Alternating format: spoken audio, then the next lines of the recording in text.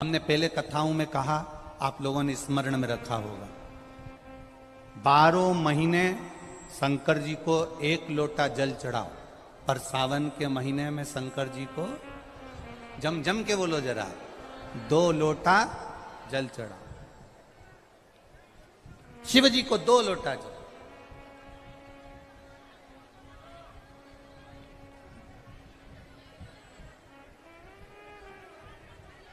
बारह महीने 1 लोटा जल चढ़ाइए, संपूर्ण 12 महीना 1 लोटा जल चढ़ाओ। पर जब सावन का महीना आए तो अपने हाथ में 2 लोटे होना चाहिए। भले 1 लोटे के ऊपर दूसरा लोटा रख के लेके जाओ, मंदिर में जाओ, अंदर पहुंच जाओ, दोनों लोटों को हाथ में ले और दोनों की धार एक साथ मेरे देव अधिदेव महादेव को समर्पित करो। दोनों की धार।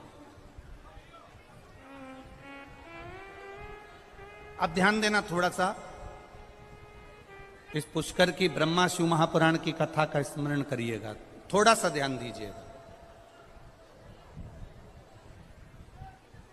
जैसे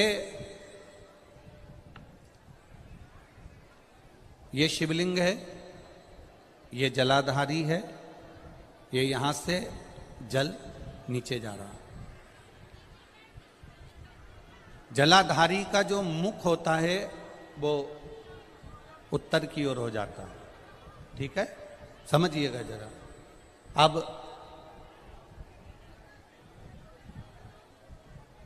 अगर मान लो लड़का 35 साल का हो गया, 36 साल का हो गया, बेटी की शादी नहीं हो रही, 35 साल हो गए, 36 साल हो गए, 40 साल हो गए, देवर देव की शादी नहीं हो रही है, किसी की शादी नहीं हो रही है, तो उसको समझना है सावन के महीने में आप जो 2 लोटा जल लेकर जा रहे हो, उस जल को जहां जलाधारी से पानी बाहर बह रहा है, जहां जलाधारी से, जैसे ये शिवलिंग है, ये गोल जलाधारी, यहां से पानी बह रहा है, तो जल चढ़ाते समय जब आप जल को समर्पित करेंगे दोनों लोटे से, तो धार यहां से लगाते हुए धार को आपको इस शिवलिंग पर पूर्ण समर्पित करना है।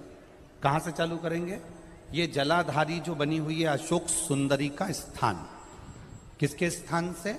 अशोक सुंदरी के स्थान से।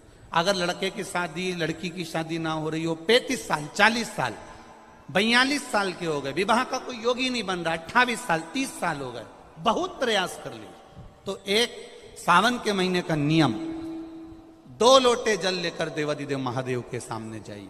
यहां अशोक सुंदरी वाली जगह से दोनों धार एक साथ चढ़ाना प्रारंभ करिए और करते करते वो धार शंकर भगवान के शिवलिंग पर ले जाकर छोड़ दीजिए।